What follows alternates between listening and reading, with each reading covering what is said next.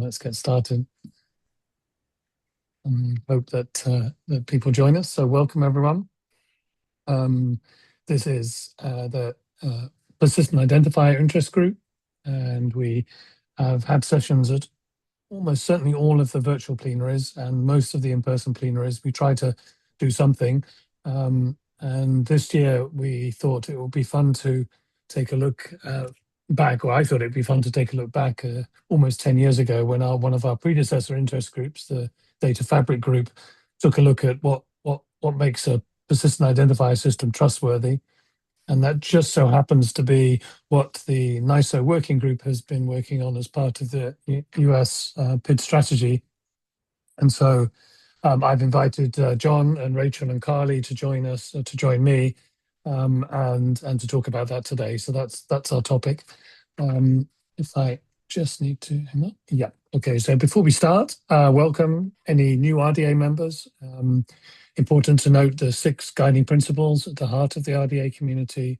We stand for openness, consensus, harmonization. We're community driven. We're non-profit and technology neutral, and we really strive for inclusivity. And I think that's important just to recognize that. If you are, I think all of us are members of the RDA, but should anyone listening to this on the recording not be a member, then this is an opportunity to join. Oops.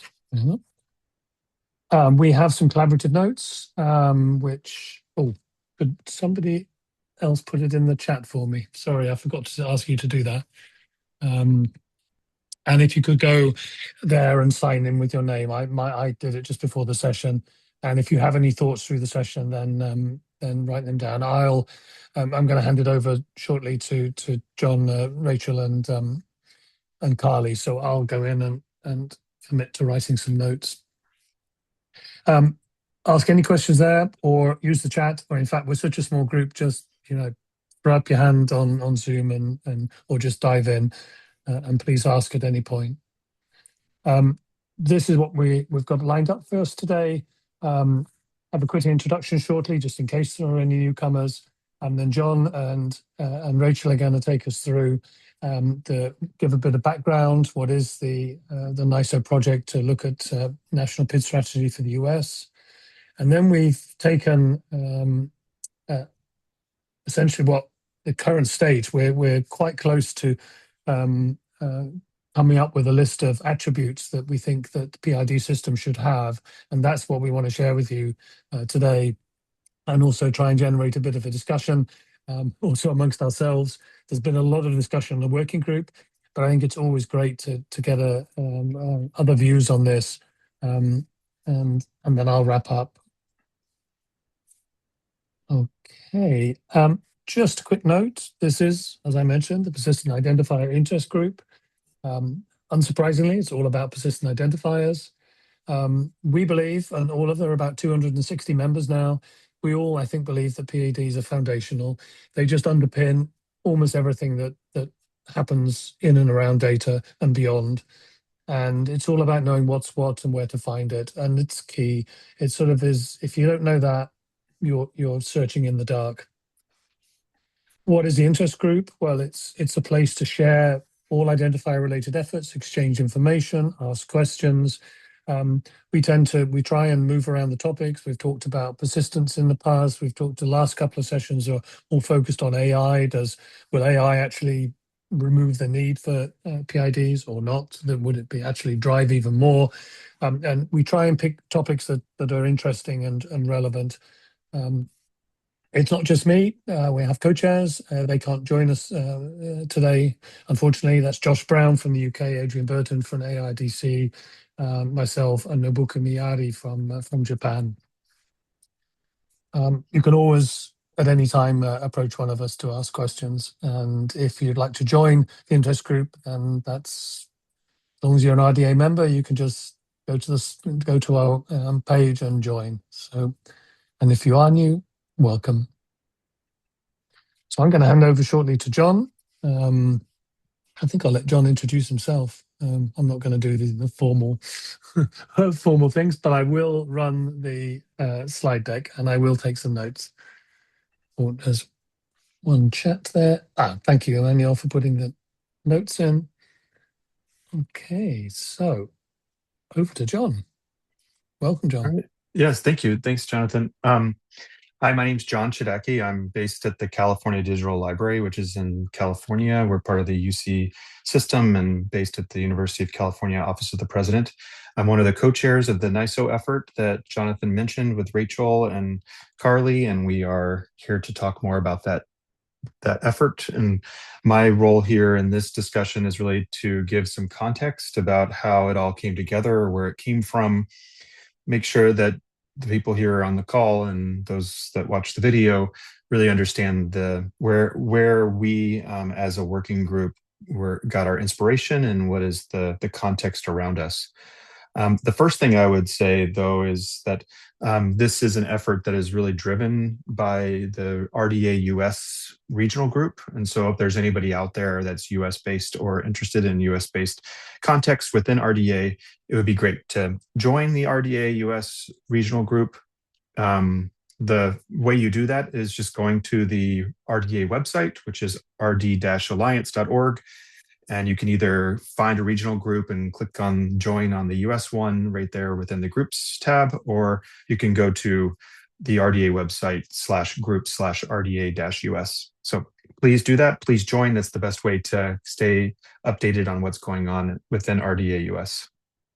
So more about the context of our effort. So as Jonathan mentioned, we have been working on this as part of what we're the larger RDA inspired U.S. national PID strategy. And so the national PID strategy is one of the interest groups and working groups structures within RDA that has come about to help regions and and nations and groups create strategies for persistent identifiers. And so there is a set of methods and community calls and working sessions and documents that have been put together and published by those groups, and really thinking about how regions can do a self-examination, self-analysis, and then come up with a strategy and an approach that works best for their context. And so in the US, we have a very distributed working data ecosystem. We don't have a strong national coordination effort. And so we have a very unique perspective of how we would do such a persistent identifier national strategy. And so even though that is a very unique context within the globe, we wanted to come up with a similar strategy as others have been able to do around the world. And so that effort, which was co-chaired by myself and Todd Carpenter, we went through the processes that had been defined from the RDA and came up with a report that you can go to using the QR code or the link on here. And really, one of the things that we came to understand was, while there are a lot of recommendations that we can move forward within the US, one of the critical gaps that we were finding is that we lacked a shared standard for what makes a quote unquote persistent identifier. And this is something that is very important for adoption within the US context, but also globally when it comes to procurement or policy development, really making sure that we all have a common definition so that we can kind of leapfrog the discussions that occur when people ask about what are we talking about and what is the competitive landscape within any industry or any group. So we really wanted to make sure that we kind of worked on that aspect of the problem. So next slide. And so to start that effort, we did as part of that RDA US national PID strategy effort, we went ahead and did a poll of the working group at the time and started talking about what are desirable characteristics of PIDs. And this is really the beginning of the work that we're now doing through NISO. There's a QR code here to go to the blog post that we did on the Force 11 upstream blog, but also there's a link here that's really co-authored by myself, Todd Carpenter, and Maria Gould from DataCite, talking about the types of characteristics that we mean when we're saying persistent identifiers, and realizing that one of the reasons why we want to make this definition is not just to create a standard for standard's sake, but also to be able to understand what the world, the US, everyone should be seeing as the future and the state of art. So we don't want to be building a future in the persistent identifier ecosystems that is based on outdated ideas or ideas that carry a lot of legacy baggage. We want to really be thinking about a standard that helps move the community forward. And so what we wanted to do is really create that framework, the beginning of that framework through this blog post. But the logical next question, so if you go to the next slide, is really, shouldn't these characteristics be a standard themselves? So shouldn't we be looking at converting desirable things, attributes, into something that is much more normative language like must or should, so that we can start to not only be able to evaluate the kind of quote unquote industry of persistent identifiers for procurement and policy, but also we can start to understand how to measure success within existing persistent identifier communities. And so this is where NISO came in. NISO is a standards organization based in the US, but part of ISO and part of the global group of standards organizations that help support information sciences. And we looked to NISO to help us with that effort of coming up with the criteria and seeing how we can start to align around a new standard. So next slide.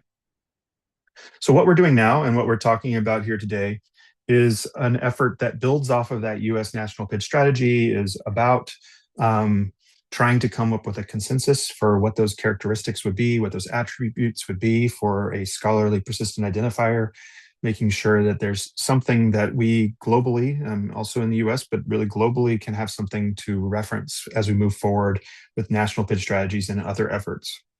And so we're really trying to translate what we maybe already have in our heads, many of us, into something that is referenceable and able for us all to audit ourselves and each other against.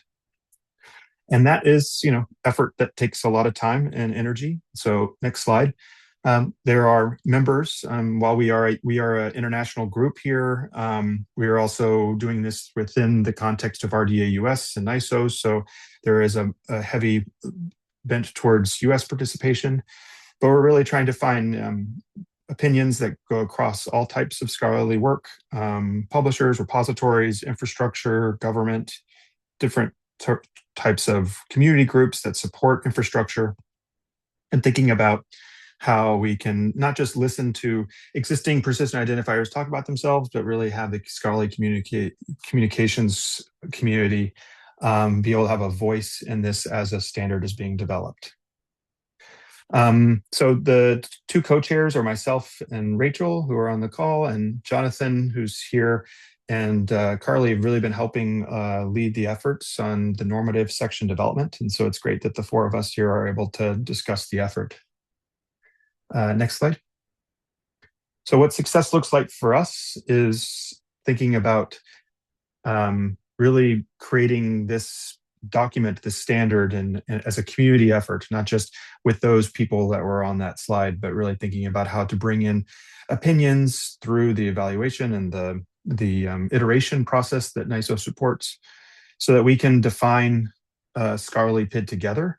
And by doing so, we can start to have a much more substantial definition for what we're aiming for and provide alignment that's not just for ourselves as a community, a PID community, but also when we're trying to work within the governmental relations or procurement or policy considerations. And so really trying to move PIDs from being just these useful tools that we know everybody needs to have, but really moving it into a category of infrastructure that the communities outside of PID space really understand how, what defines reliability and durability. And so the journey that we're on right now is really just one that's moving from the insights that we all have in our minds and in the world, we have, and moving those into something that's a true standard. And this is being done again in many different efforts. If you go to the next slide, right now in DC, we're having an in-person community gathering of RDA US. And earlier today, Todd Carpenter was able to discuss some of this. And so we've really been able to try to make this part of what we're doing within RDA US, but also NISO, and think about how we can engage colleagues. This is really about bringing people together. So we're really glad we have people on the call today to help us just engage further with the community as we're building this out, not just for US, but for the globe. And so with that, I'll turn it over to the rest of the team really to help start facilitating a discussion on the attributes and the core of the work that we've been working on.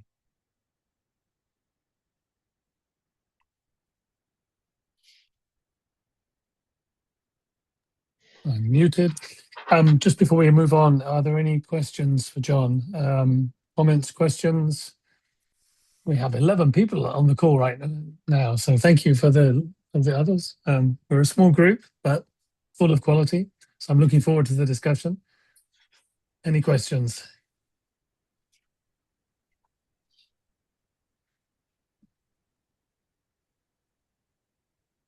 Okay, so we'll move on to the meat of today. And I thought it'd be kind of fun to roll back the years back to 2016, 2017, so 10 years ago. And a group of people led by Peter Wittenberg, who some of you, I'm sure you all know, they, under the Data Fabric Interest Group at the time, they took a look at exactly what we are looking at today, and came up with, so what are these things, these persistent identifiers? Do we know what they are? Can we come up with, and there's a number of things there. I put the link there, and it's actually very instructive to go back and see their comments. But the one that always stuck in my mind that I've used over the years in slides is what they considered as a group, what a trustworthy persistent identifier system must. And I think it's really a nice list. And I just wanted to do this as a way of sort of bridging into the discussion, because quite a lot of the things that that came up have come up in our discussions. I think it's taken a while. It's interesting to reflect that it's taken 10 years to come to this. On the other hand, I think it's heartening that we are moving forward and creating a standard. And it perhaps it's been swirling for a while, but I really feel, particularly onto the working group discussions we've had, that there's a real solid basis now to move forward. So with that, I'm going to hand over to Rachel, and I'm going to hand over to Rachel and Carly, and we're going to go through. Well, you tell them. I'll manage the slides. Absolutely. So, hi everyone, I'm Rachel Kotarski. I am an associate university librarian at the University of Chicago, but I've been involved with PIDs for quite some time, mostly in the UK. But it's good to come over to the US and work with folks that I previously worked with at a distance, a bit more up close. So in terms of coming to think of a standard, as John described, if we can define characteristics of a persistent identifier, that is what we can turn into a standard. And what we have done is go from the knowledge of the group and existing kind of work and publications to come up with some headline characteristics that a persistent identifier should have, and turn that into then a definition of those characteristics. So if we go to the next slide, we are going to go through the characteristics that we have at a headline and some of the requirements that we are saying kind of characterizes those characteristics, if you like. I think we will pause once we have gone through the high-level text of what we're proposing will go into our standard to see if there's anything folks want to discuss. But each of these, when we come to a characteristic, we have a rationale. So what is the thing we are actually trying to achieve with this characteristic?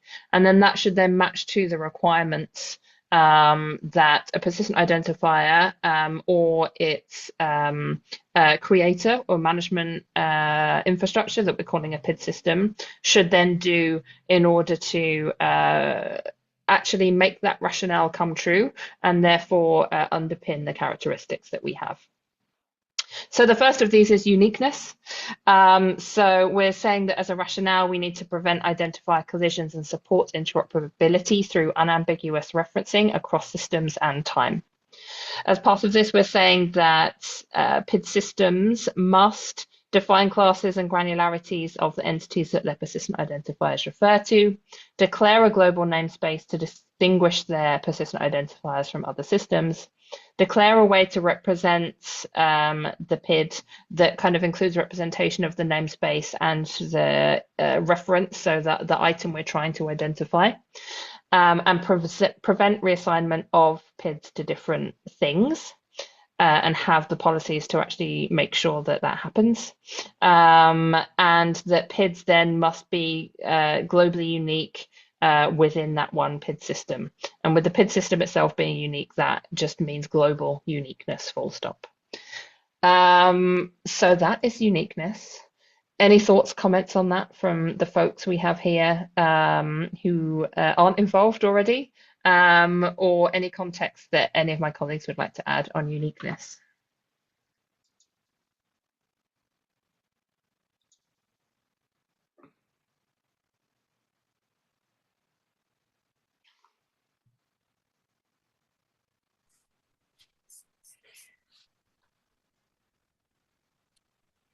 Don't be shy. John There's and only 11 of us. Oh, here we go. Yeah, no way. Roy, go ahead.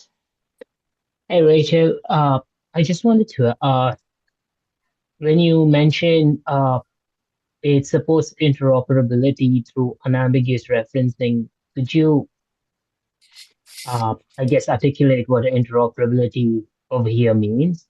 As in, is it interoperability of that particular identifier with other identifiers, or is it interoperability of the identifier across different systems? I think it's all of the above, actually. I think we can define it as both system to system as well as the identifier across different systems. We do have, I'm just making sure what we're calling it. The interoperability is also one of our characteristics, so we do define that a bit more, and I will just read it. We'll come to it, but I'll read it from here. It's about allowing PID systems to communicate and share data with other systems, making sure that identifiers are useful beyond their original context. So that definitely means at an individual level as well as a kind of system to system level. Oh, thank you. No worries.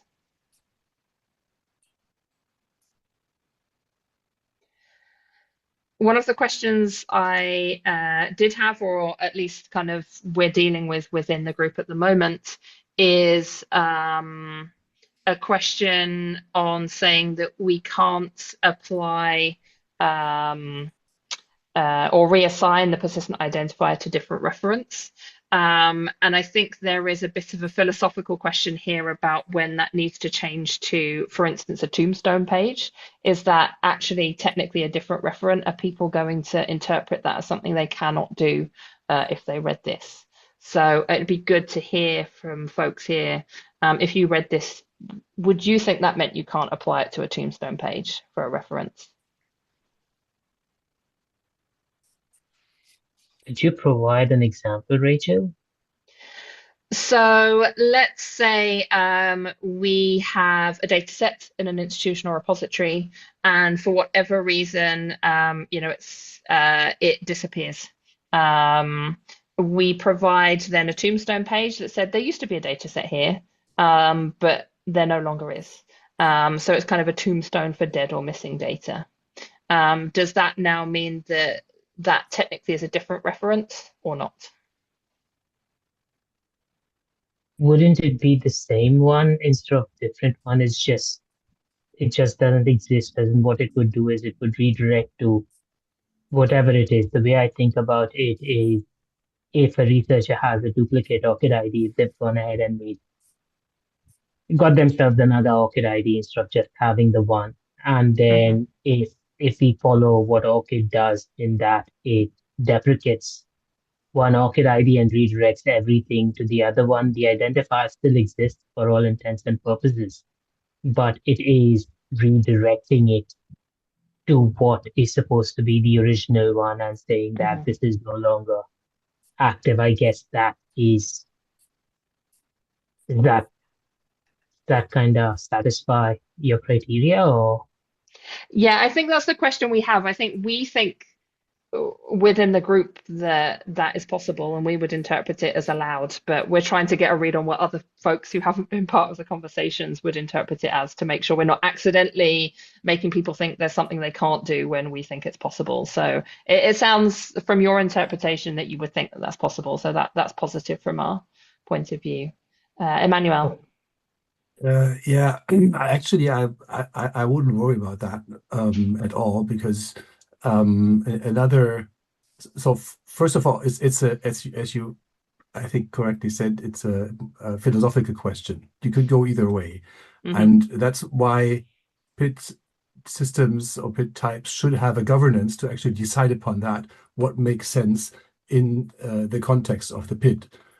So I haven't thought that through, but I can imagine that one solution makes sense for one type of PID, and another solution makes sense for another. Let the governance decide that, and let's don't make it more complicated than it is. Okay, that's good. That would Thank be you, my Emmanuel. inclination. Yeah, no, that is good to hear. And again, part of our questions is more that, we think this is fine, but how are other people interpreting this? Because even though we have quite a good group of folks contributing to how we're writing this, you never know what someone else might think outside of that group. But that's really positive. Thank you both. If John or Carly have anything else to say? No? We can move on to the next one. Yes, please. Okay, there we go. So unsurprisingly, the next one is persistence, but we're phrasing it as persistence and sustainability.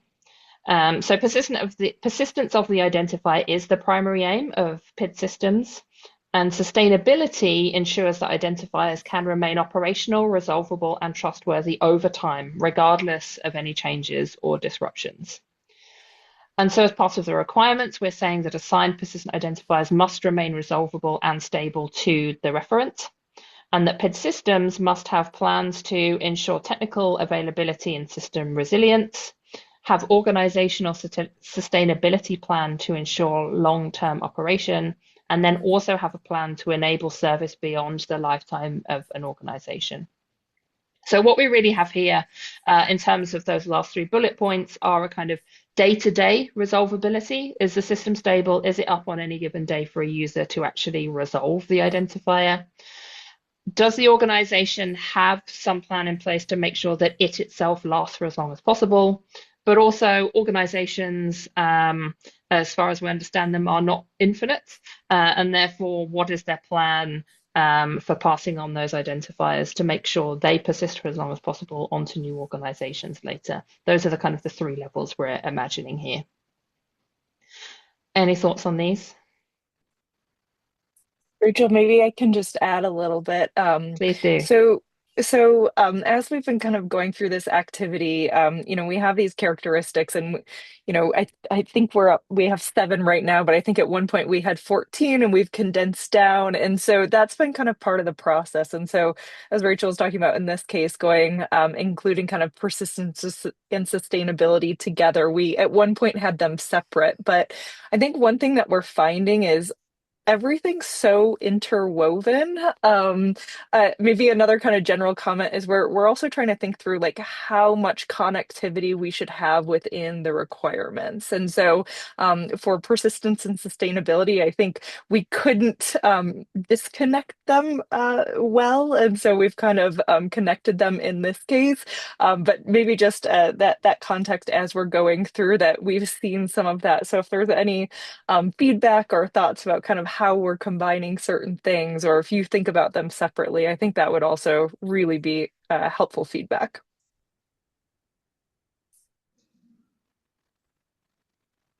Melroy. I just wanted to ask, has the group given thought to about, yes, an organization may have an organizational sustainability plan for long-term operation, but what happens if the trust in that organization has been lost, as in people no longer trust the organization? Then does that mean that the persistent identifier the organization is providing is trusted, or I mean, in spite of it being sustainable and there is long-term operation and everything looked after, but that trust is slowly being eroded, then is that something that has been considered or is being considered? So to some extent, yes. So we will have characteristics that we'll get to on governance, which also comes back to another point that Emmanuel mentioned. And we also have a separate one on security and integrity. So those definitely address whether you can trust an organization, but you're right, what we don't have is what is the plan if the organization still exists, but people don't necessarily trust it anymore. That could be something to think about. I think we could probably do it within the wording of things we have already. It's probably not something we need to add explicitly, but it's definitely something to think about in terms of that sustainability and planning for maybe handing over or passing on identifiers, even if the organization still exists. Emmanuel? Yeah, I think so. So actually, I also looked a few slides further down already. You know, everything you will say and you have said makes total sense, and is actually very well thought through. We actually went through the same process at Helmholtz to do the same thing. Of course, everything is slightly different, but in general, very similar. I think one thing that we have to keep in mind is that who are we doing this for? So I can tell you so I can tell you from my experience, why did we do that at Helmholtz? Is the reason was that we found out that the libraries and the repositories who were supposed to implement the PIDs were not sure which systems and types to trust and which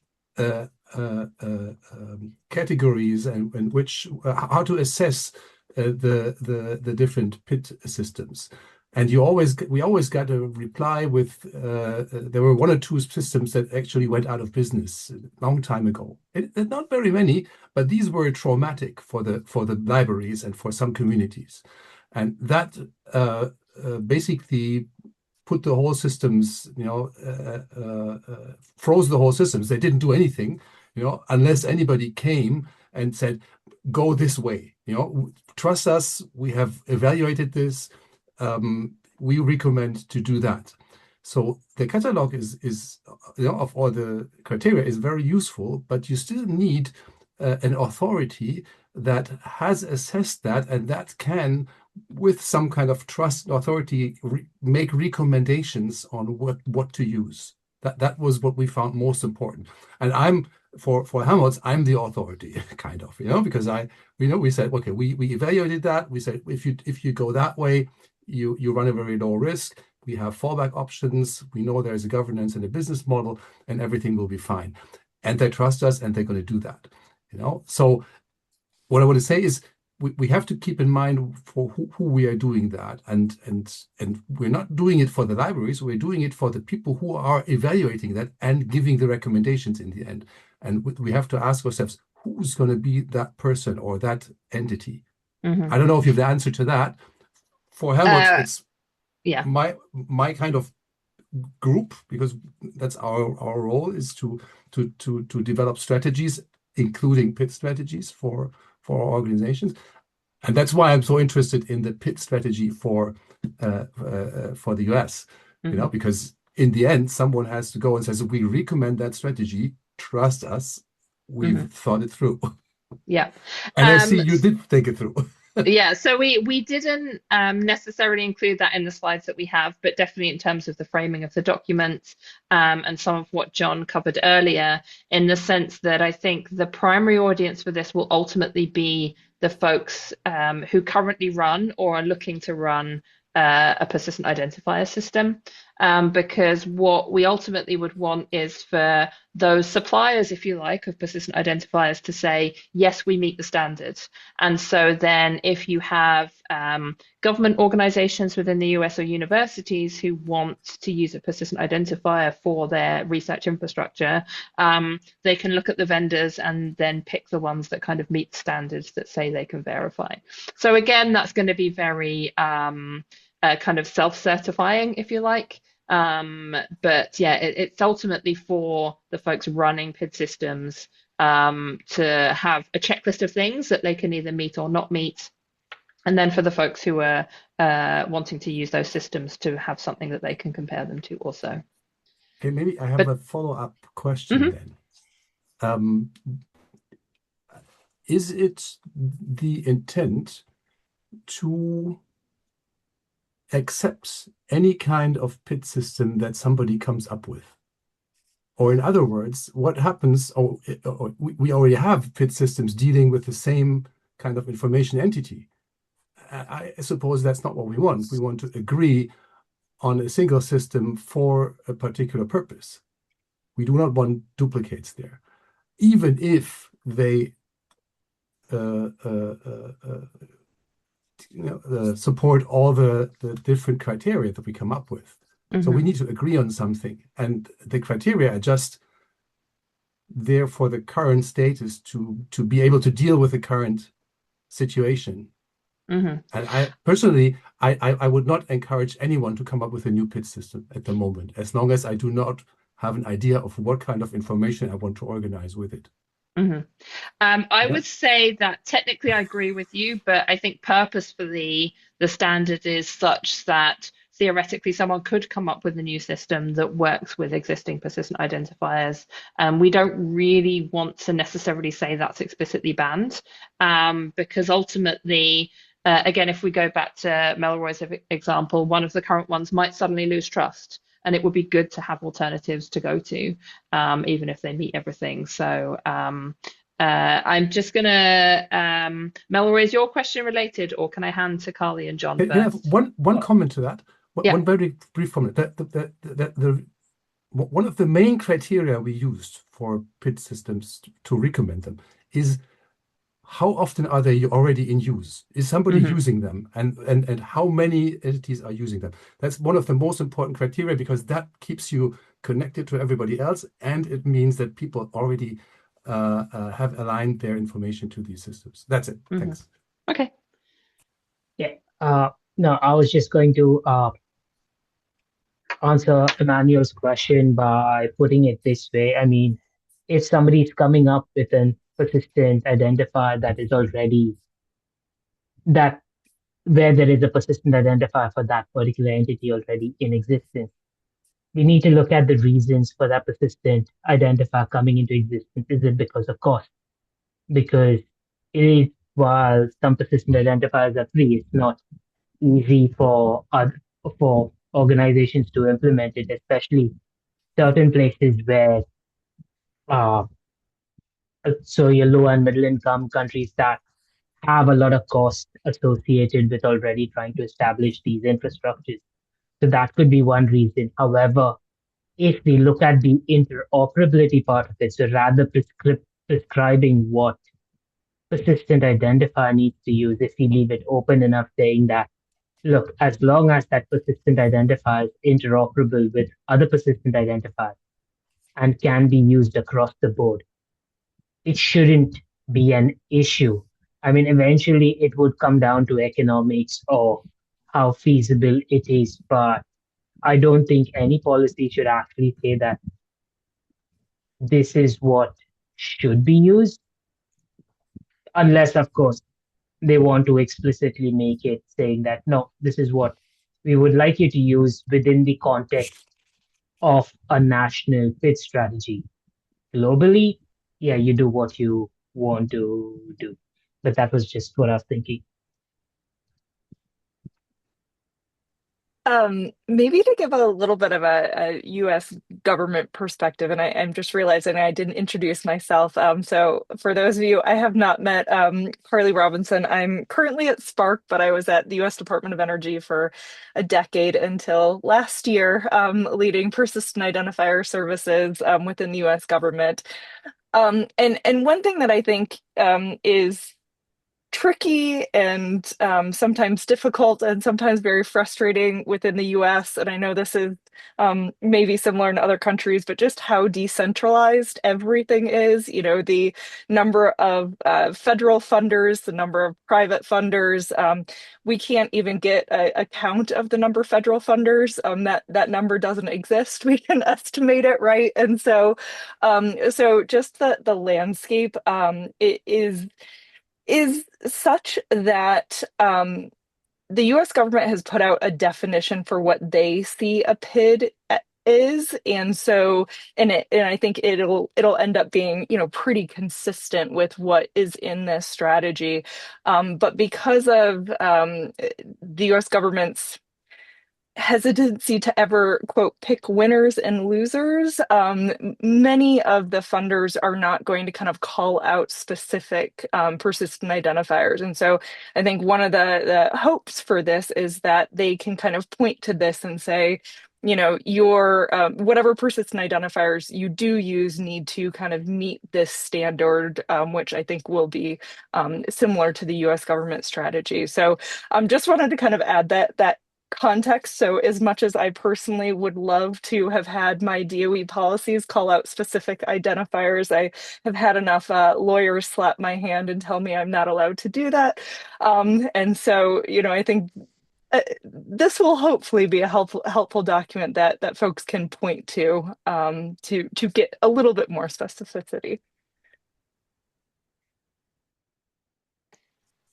Thanks, Carly. John, you had your hand up at one point. Do you want to add anything?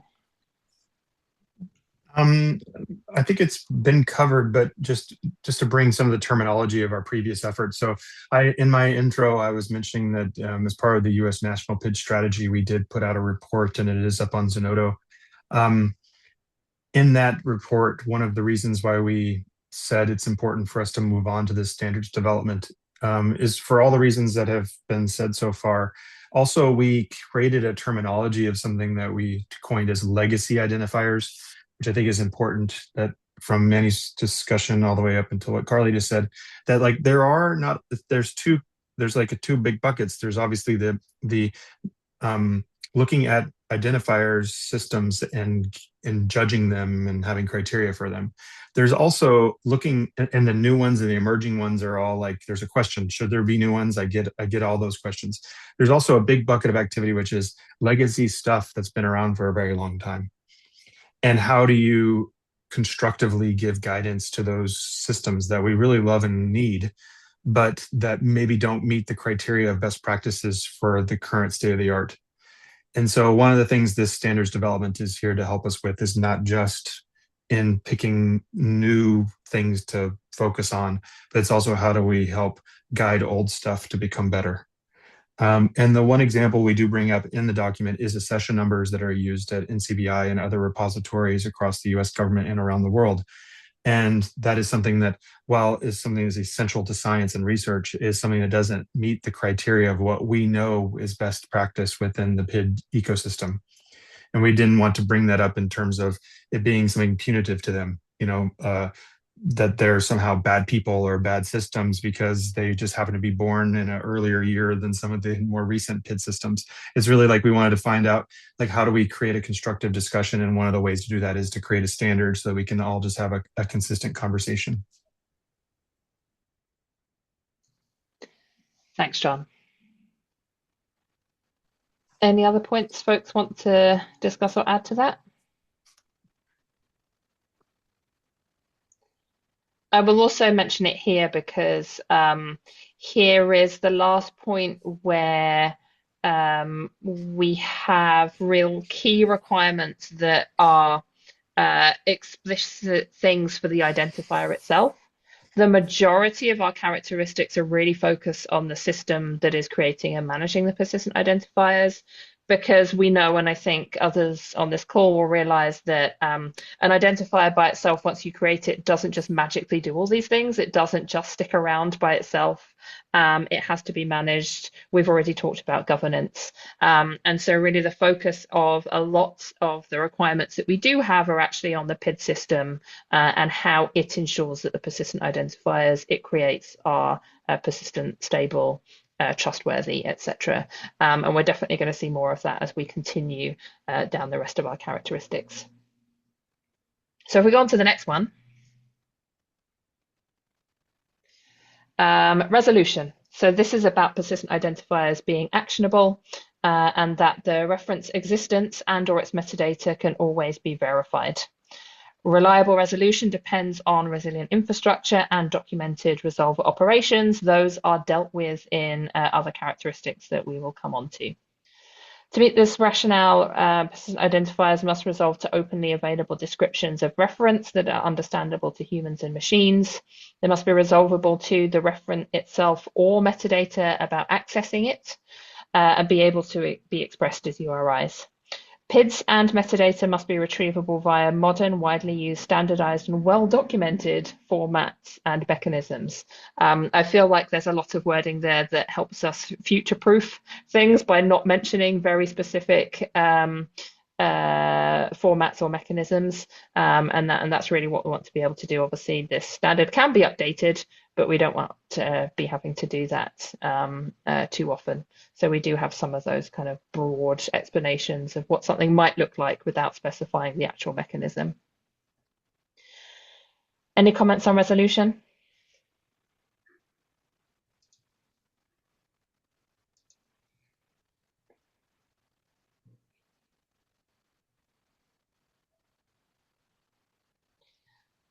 One question I do have for folks here is that as we have it at the moment, we both talk about description of the referent and we talk about metadata describing it.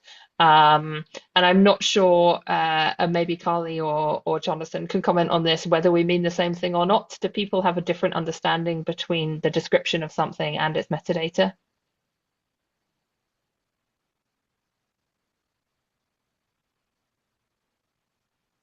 Yeah, I think if I recall correctly, this comes a little bit. We started off by actually splitting metadata into metadata that describes the referent and can describe it that you are able to disambiguate it. So sufficient metadata to enable you to know that this is the same as that or this is different from that. And then there's other metadata that adds value, adds knowledge to the identifier. We stepped back a bit from that because we felt that was probably a rabbit hole that we were going down, but it could be that this wording comes from that. And that was a great discussion we had. And I still think it's important, but I think it's hard to put into normative requirements because it's so use case dependent.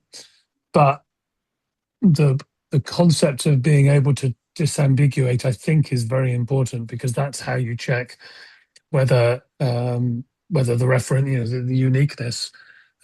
So you come up with something, and is this referent?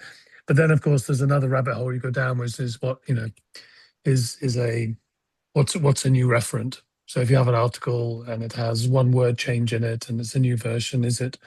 But that's a complete another rabbit hole to go down. But it was a good discussion. And I think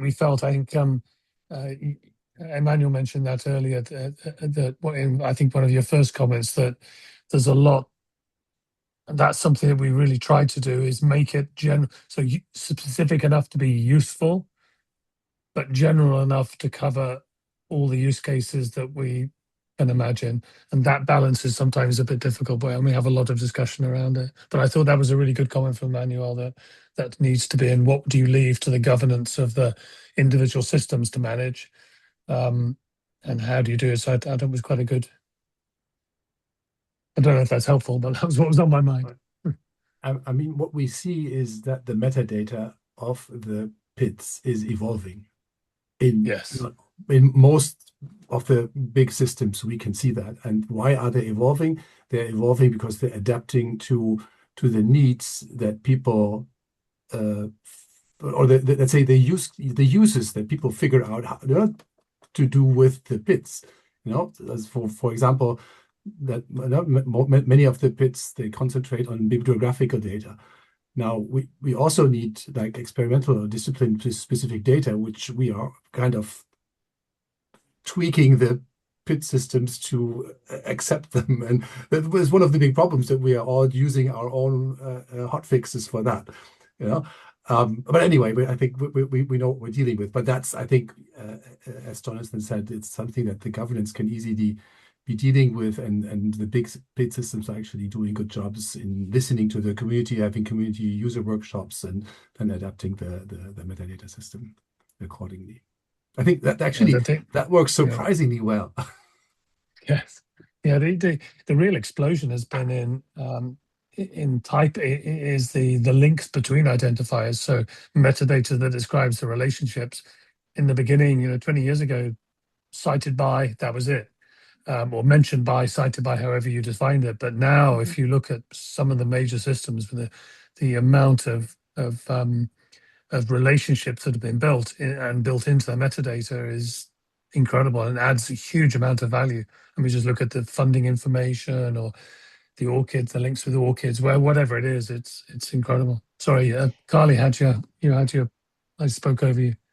No, not at all. I was just going to say, Go I ahead. think what you described was exactly right, Jonathan. And we had a really interesting, I think, discussion around this first bullet about resolving to openly available information, whether that's descriptions or metadata, and whether there are some identifiers or persistent identifiers that might not resolve to something that's openly available. And so there were some kind of questions around that. And so it might be that descriptions got kind of caught up in that piece as well. So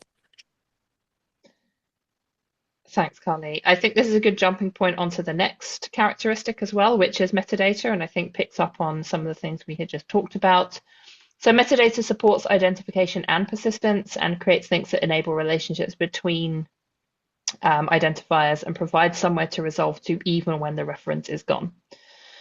So for the requirements, metadata associated with and retrievable from the identifier must be understandable by humans and machines, and enable identification and disambiguation.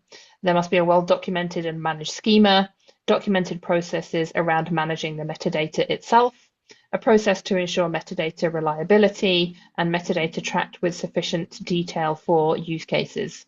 So you'll also see from here onwards, we do refer to specific use cases a bit more often, because some of what we're saying is very dependent on what the PID system is actually trying to do and what its aims are. And so we don't want to dictate that without knowing what all the possible use cases will be. And so we do refer back to that a few times.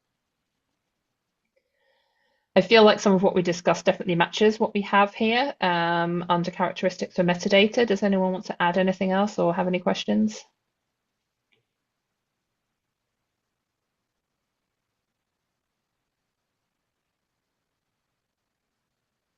I'm going to start taking shorter silences as a no, to make sure we manage to get through everything before the end.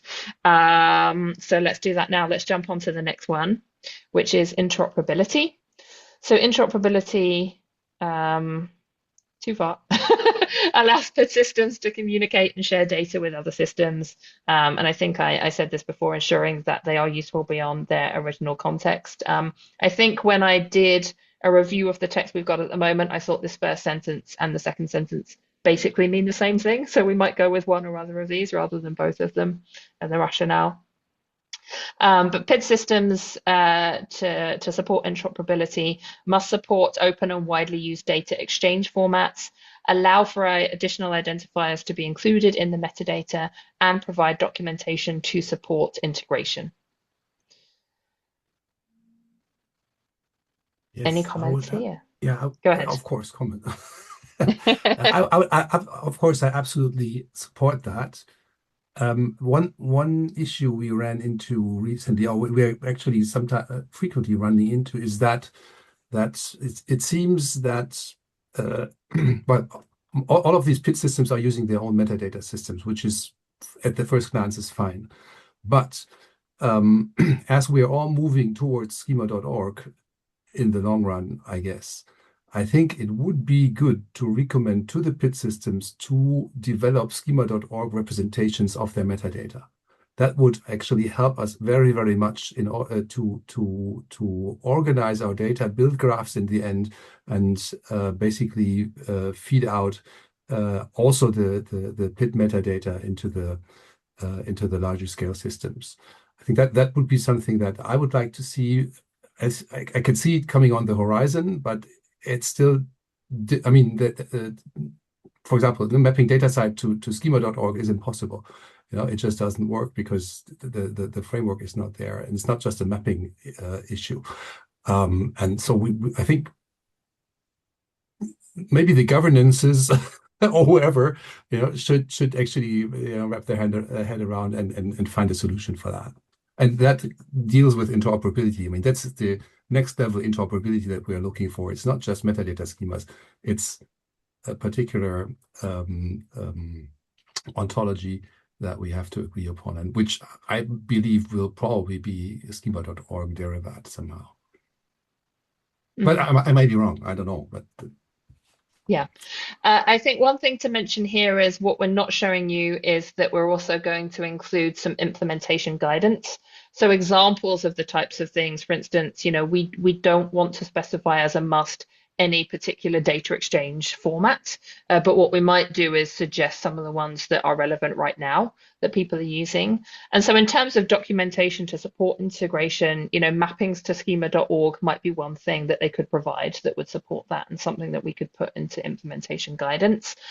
In terms of our standard, I don't think that's something we can go as far as recommending, but I think it would be interesting to continue the conversation about how we get persistent identifier providers to work as one to kind of campaign for things like that, for adjustments to schema.org to make it easier for them to map to, etc.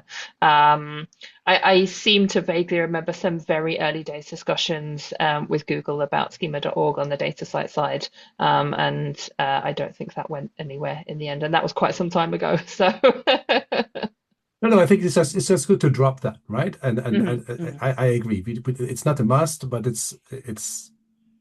it will be in their book somehow at some point. Absolutely. Thank you for that.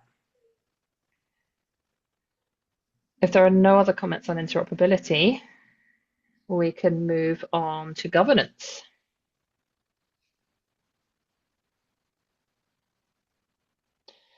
So governance provides the structure to support PID system operations as well as decision making, and it's governance that fosters the trust, I think, as we had talked about towards the beginning of this session, as well as transparency, accountability, and adaptability. So we're saying that PID systems must have well-documented and articulated use cases. This is where we're really leaning into this. Some of what we are asking them to do depends on their use case, and so they need to describe that use case for us.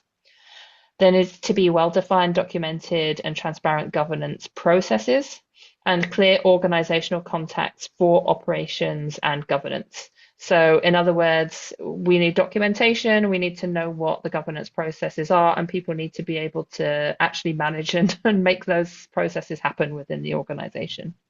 We're also asking that PID systems define and develop metrics to demonstrate their value, especially in relation to those articulated use cases. So if they're stating they have a use case, can they prove that they're actually meeting that use case, essentially? I would say that this is only one of two places at the moment in our current text where we use the word should rather than must. There are some questions about whether everything we're saying in the standard has to be a must, and anything that is a should or a could basically goes into our implementation guidance. So thoughts on that are also welcome, as well as comments on governance.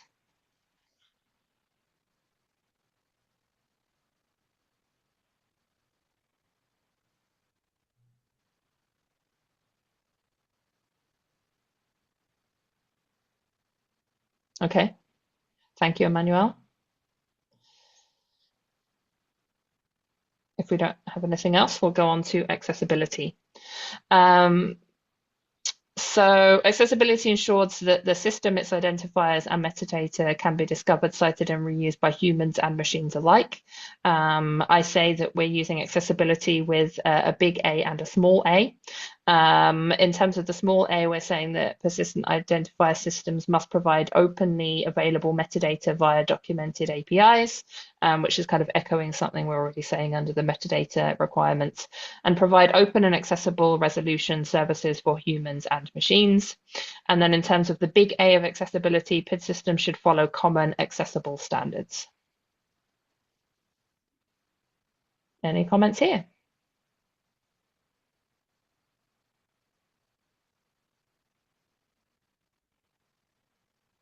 No?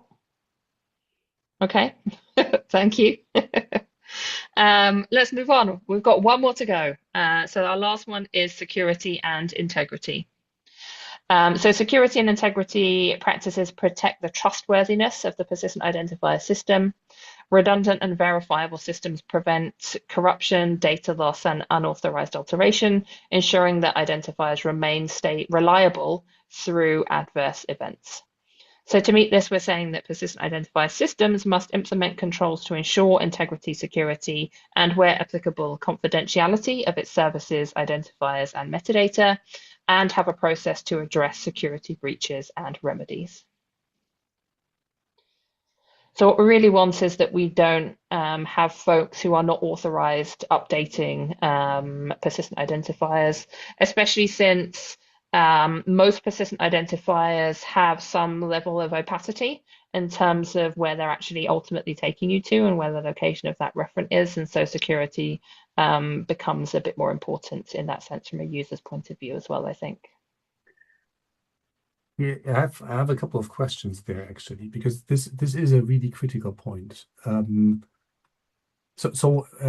you also I really like the concept of the ROR system to actually frequently publish their whole database. The status of, I don't know, monthly or so. They just dump it and you can download dumps.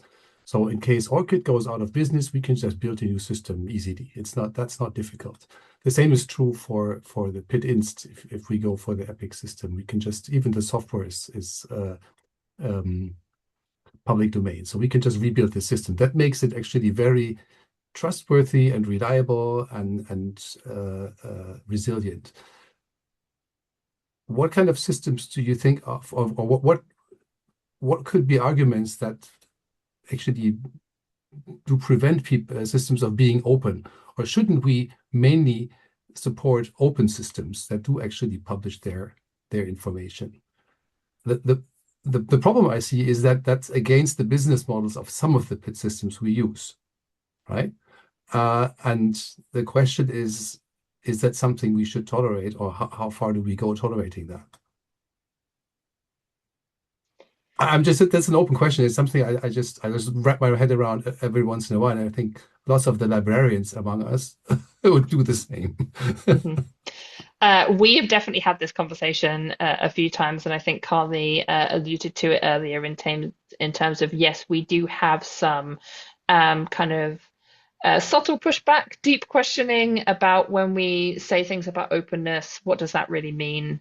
And does that go against the kind of the business models of the persistent identifiers? But my bigger question is, does that openness prevent the persistent identifier really being used as it needs to be used? So if you have a persistent identifier and everything we're saying here about resolution, if you click on it and it doesn't give you any information but needs you to log in and pay for the privilege, that persistent identifier is not helping anyone do what they need to do.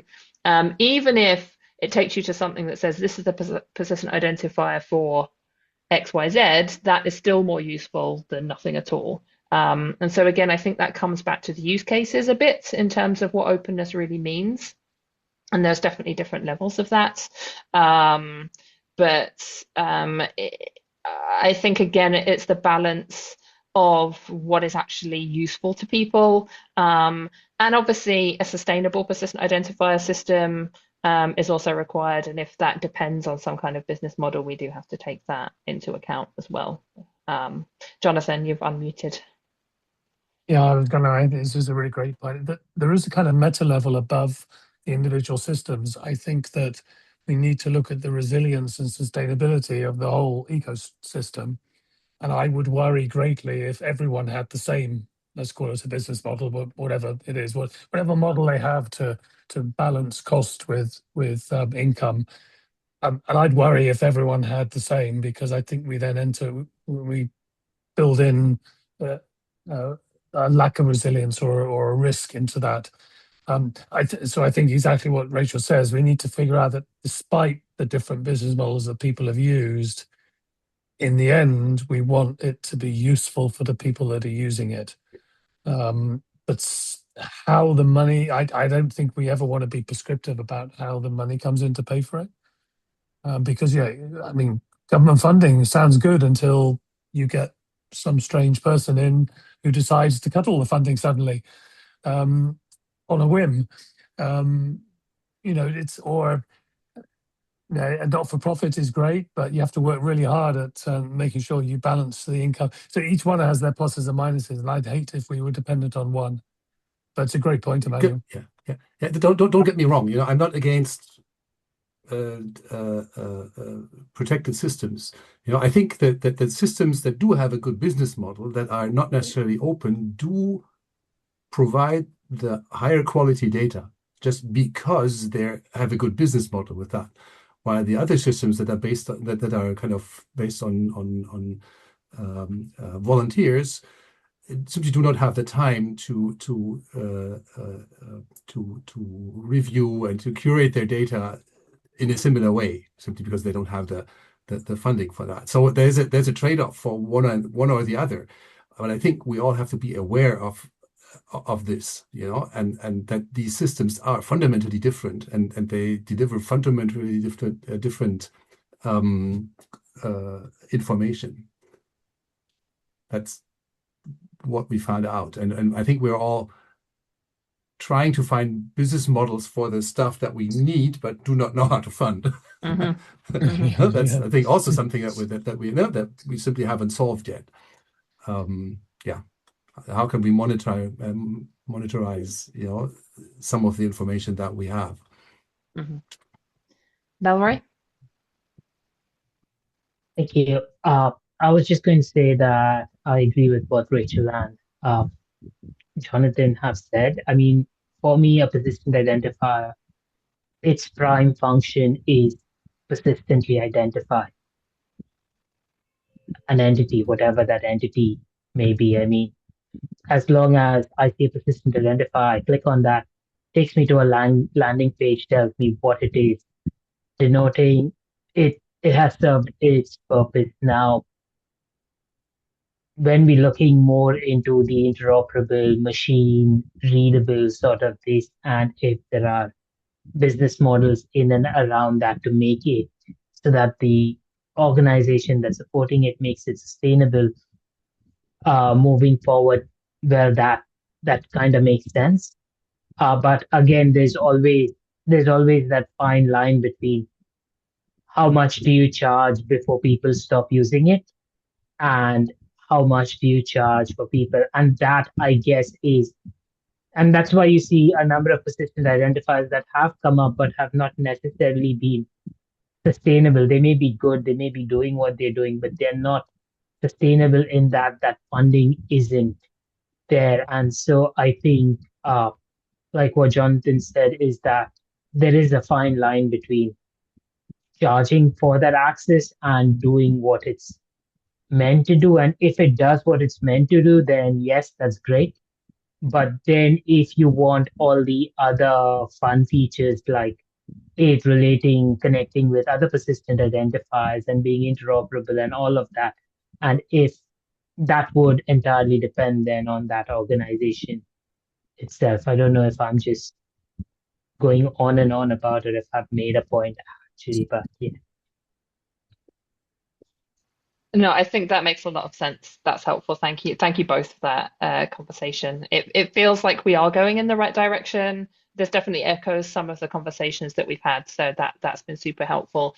I think one of the other things coming back into the open conversation, also thinking about the machine readability, is we know that almost anyone publishing and providing information on the internet right now is getting hammered by various AI training harvesting bots, and how that impacts all of our business models and ability to run persistent identifier systems who are openly providing metadata is going to be, it is a live question. It is a difficult question to answer right now. And I think we do have to consider that in some of how we're wording what we're putting into the standard, because there may need to be some restrictions for that just in order for it to remain functional for humans and for researchers, essentially. So it has been a question that's come up on discussions on the wording that we've got at the moment. And I think however you look at it, it feels like the information and research ecosystem is changing in a response to what we're seeing from the AI training models, and we're going to have to consider that, I think, in everything we do, just more broadly, even in terms of persistent identifiers, I think. Yeah, I'd echo that. Weirdly, this morning, if you were an early riser in Europe at 7:30 this morning, you'd have struggled to resolve some DOIs because we were hit with an enormous load, way more than, and we responded as quickly as we possibly could. But whatever you do, it's happening. I wouldn't say frequently, but every so often. We're never quite sure how. But it's becoming it's on our agenda. But what do you want to do? We don't want to gate. In theory, it's usage and it should be good, but we also think it's bots. It's essentially agentic AI that's gone crazy. Someone's designed an agent that is not working well, and yeah, what do you do? It's very prescient that you say that. That was this morning. You could go on our dashboard and check it out. We were on outage for about an hour this morning while we were scrambling to get more servers up. Yeah, our catalog, our library catalog, has also been down a bit the last few days because we're aware that documentation to allow them to get round Cloudflare's turnstile product has been up for over a year, and it seems like only now they've realized that they can apply that to their bots. So we've had some downtime as well. So fun. It's live, yeah. So that's it. Those are all our characteristics. We've had some really great conversations through here. Thank you so much for your input. There's definitely some things we can take away and adjust. I don't think any discussion we've had has worried me in terms of the direction that we've gone in. So thank you very much for that. Did anyone have any overarching questions or comments? Yeah. Yeah, sorry. No, I was just going to say, or anything you think is missing. I guess that would be another key thing. Yeah, so I have one issue that I stumbled over in January at the last ESIT meeting. That was interesting, I think, regarding PIDs.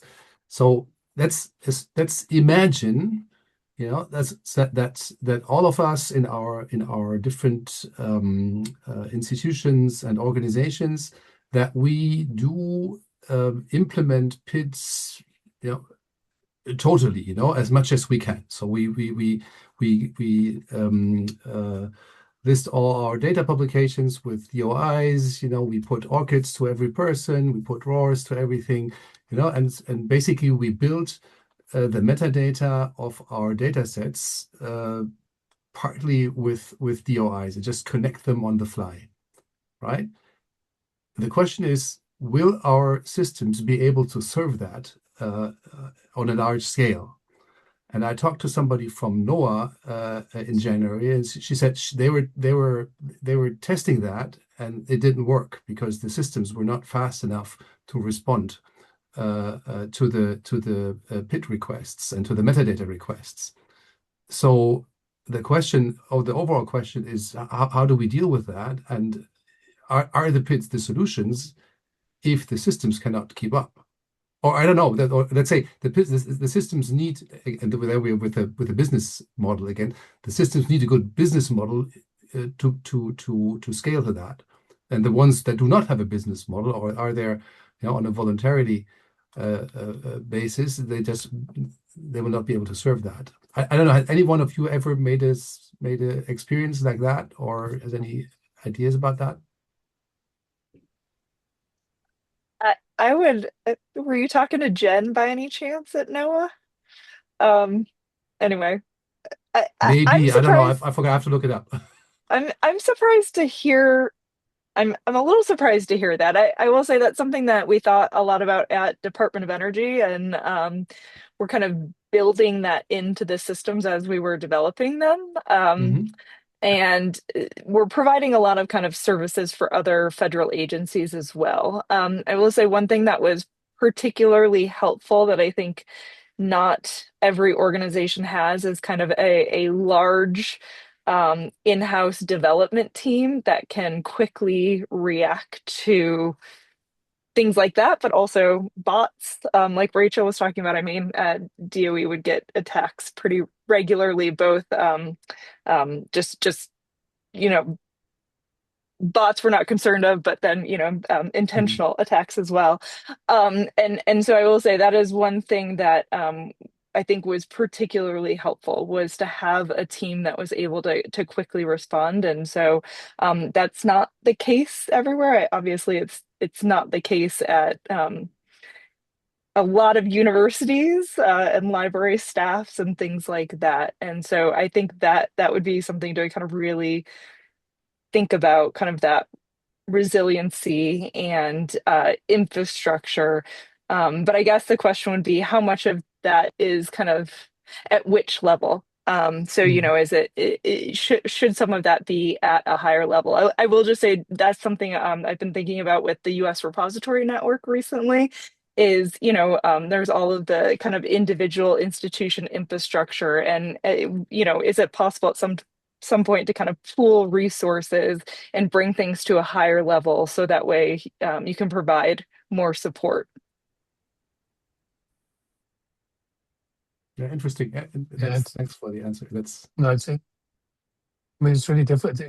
We have it, so we, as most of sometime earlier this year, there was a big Cloudflare outage, and a lot of us use Cloudflare as defense against attacks. And then, of course, it goes down, and it it and we look at that to think, well, do we need to have a failover? What do we do?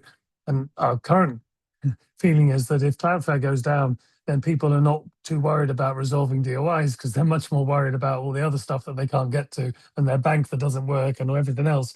But still, these things we've had, I would say at the board, we talk about this, and the executive committee, that every meeting we have something, and that 5 years ago, that was not the case.